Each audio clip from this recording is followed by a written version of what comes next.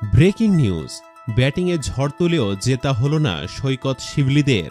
মামুনের সেঞ্চুরিতে নর্থ জোনের জয়।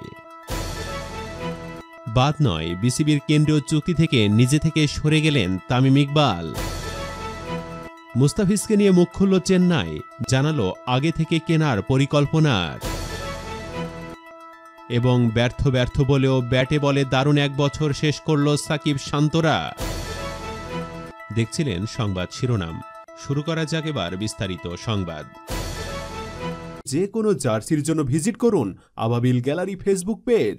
জার্সি মানেই আবাবিল গ্যালারি। বিসিএলের 2023-24 মৌসুমে ওয়ানডে সংস্করণের প্রথম দিনই দেখা গেছে রানের ফোয়ারা। প্রথম রাউন্ডের দুটি ম্যাচেরই প্রথম ইনিংসে বড় স্কোর জড়ো হয়েছে। ব্যাট হাতে ঝোড়ো ইনিংস খেলেছেন জাতীয় দলের ক্রিকেটার মোসাদ্দেক হোসেন সৈকত ও যুব এশিয়া কাপ জয়ী শিবলীও। যদিও তাতেও তার দলের জয় নিশ্চিত হয়নি। পরে তরুণ মামুনের সেঞ্চুরিতে হার নিয়েই মাঠ ছাড়তে হয়েছে জাতীয় দলের অনিয়মিত এই ক্রিকেটারকে। রোববার কক্সবাজারের শেখ কামাল আন্তর্জাতিক স্টেডিয়ামে মোসাদ্দেকের দক্ষিণাঞ্চলের বিপক্ষে মাঠে নামে আকবর আলীর উত্তরাঞ্চল। আগে ব্যাট করতে নেমে নির্ধারিত 50 ওভারে 5 উইকেট হারিয়ে 305 রান জড় করে দক্ষিণাঞ্চল। দলের পক্ষে সর্বোচ্চ 69 রান আসে মোসাদ্দেকের ব্যাট থেকে।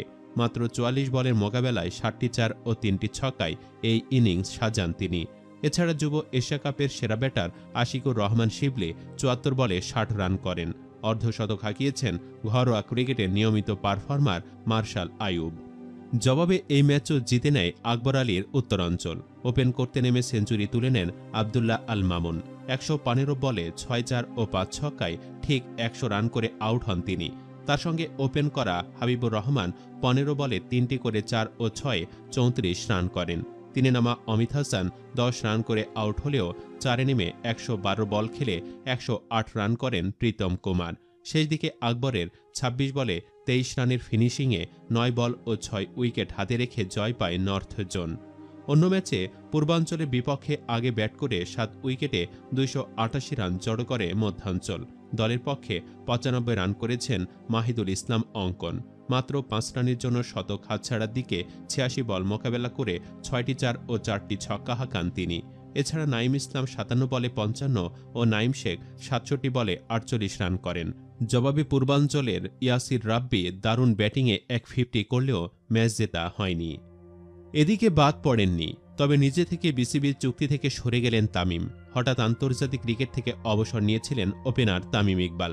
তবে প্রধানমন্ত্রীর নির্দেশে অবসর ভেঙে আন্তর্জাতিক ক্রিকেটে ফিরেছিলেন দেশসেরা এই ওপেনার। এরপর বেশ নাটকীয়তার পর সর্বশেষ ওয়ানডে বিশ্বকাপ স্কোয়াড থেকে বাদ পড়েন তামিম। জাতীয় দলে আবার কবে ফিরবেন তা এখনও অনিশ্চিত। আর তাই বিসিবি 2024 সালের কেন্দ্রীয় চুক্তিতে নিজেকে না রাখতে বোর্ডের কাছে অনুরোধ করেছেন তামিম। বিসিবি সভাপতি নাজমুল হাসান পাপনের সঙ্গে আলোচনা করে ভবিষ্যৎ পরিকল্পনা স্থির করে এ ব্যাপারে ভাবার কথা জানিয়েছেন তামিম। এ প্রসঙ্গে বিসিবির ক্রিকেট অপারেশনস কমিটির চেয়ারম্যান জালাল ইউনুস বলেন, তামিমের সঙ্গে আগেও আমাদের আলাপ হয়েছে।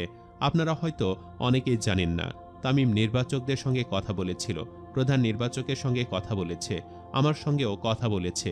আপনারা জানেন যে বোর্ড সভাপতির সঙ্গে বসার কথা আছে আগামী মাসে, প্রধানত নির্বাচনের পরে। তিনি আরও বলেন, তামিম চাচ্ছিল তার পরিকল্পনা নিয়ে আলোচনা করবে, তার ভবিষ্যৎ পরিকল্পনাকে সামনের দিনে কিভাবে এগিয়ে যাবে। তার নিজস্ব একটা পরিকল্পনা আছে, তার আগে যেন আমরা তাকে চুক্তিতে না রাখি।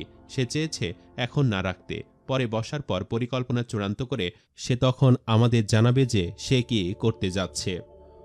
অন্যদিকে ফিসকে নিয়ে মুখ খুলেছে সিএসকে। গত আইপিএলে দিল্লি ক্যাপিটালসের হয়ে খেলা মুস্তাফিজুর রহমান এবার 5 বারের চ্যাম্পিয়ন চেন্নাই সুপার কিংসে। গত আসরে দিল্লির জার্সিতে তাকে কেবল 2 ম্যাচে খেলতে দেখা গেছে। নতুন ঠিকানায় এবারও একই ভাগ্য বরণ করে নিতে হয় কিনা শঙ্কায় বাঁহাতি পেসারের ভক্তরা। তবে চেন্নাইয়ের প্রধান নির্বাহী জানিয়ে দিলেন, ঘরের মাঠে মোস্তাফিজকে ব্যবহার করার পরিকল্পনা তাদের। সম্প্রতি আইপিএল নিলামে শার্দুল ঠাকুর, প্রাচীন রবীন্দ্র, ড্যারিল মিচেল, সামির রিজভী ও অবিনাশ রাও আরাব হিল্লির সঙ্গে মোস্তাফিজকে কিনেছে চেন্নাই। বাংলাদেশি পেসার নিলামের শেষ দিকে দল পান। ভিত্তিমূল্য 2 কোটি রুপিতে তাকে বিট করলে বর্তমান চ্যাম্পিয়নরা সাড়া দেয়। আর কেউ বাঁহাতি কাটার মাস্টারকে নিয়ে আগ্রহ না দেখালে তারা পেয়ে যায় তাকে। চেন্নাইয়ের প্রধান নির্বাহী KS বিশ্বনাথন বলেছেন, আমি এটুকু বলতে পারি, যাদেরকে পাওয়ার লক্ষ্য আমাদের ছিল তাদের প্রায় সবাইকে পেয়েছি। আমরা ড্যারিল মিচেলকে নিয়ে পরিকল্পনা করেছিলাম। আমাদের মনে হয়েছিল মাঠের দুই পাশের সীমানা বিবেচনায় চেপুকের উইকেটে তুরুপের তাস হতে পারে মোস্তাফিজুর রহমান। তারা আমাদের ভাবনায় ছিল, কিন্তু তাদেরকে পাওয়ার ব্যাপারে নিশ্চিত ছিলাম না। সৌভাগ্যবশত এবারে নিলাম আমাদের জন্য দারুণ হলো। এ নিয়ে IPL-এ পঞ্চম কোনো দলের সঙ্গে খেলতে যাচ্ছেন মোস্তাফিজ।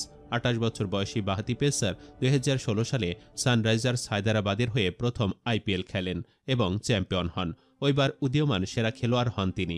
এছাড়া মুম্বাই ইন্ডিয়ান্স ও রাজস্থান রয়্যালসের জার্সিতে দেখা গেছে তাকে। সব মিলে 48 ম্যাচে 47 উইকেট নিয়েছেন তিনি। গতবার মাত্র 2 ম্যাচে খেলেছেন বাংলাদেশি পেসার।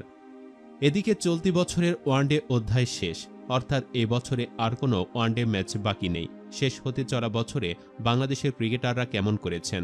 2023 সালে বাংলাদেশি ব্যাটসম্যানদের মধ্যে সর্বোচ্চ রান নাজমুল হোসেনের।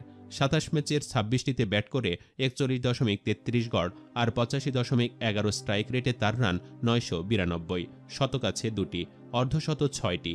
সব দেশ মিলিয়ে সর্বোচ্চ রানের তালিকায় নাজমুলের অবস্থান 12 নম্বরে। বাংলাদেশি ব্যাটসম্যানদের মধ্যে তালিকায় পরের নামটা মুশফিকুর রহিমের। তার রান 26 ইনিংসে 846, গড় 36.78, স্ট্রাইক রেট 86.59। সাকিব আল হাসান 22 ইনিংসে করেছেন 735 রান। এই বাঁহাতি অলরাউন্ডারের গড় 35, স্ট্রাইক রেট 89.85। এবছরই আন্তর্জাতিক ক্রিকেটে পা রাখা তাওহিদ হৃদয় ওয়ানডেতে এখন পর্যন্ত ব্যাট করেছেন 23 ইনিংসে, 6 অর্ধশতকে 34.61 গড় আর 85.22 স্ট্রাইক রেটে তার রান 727। তবে হতাশ করেছেন গত বছর বাংলাদেশের হয়ে সবচেয়ে বেশি রান করা লিটন দাস।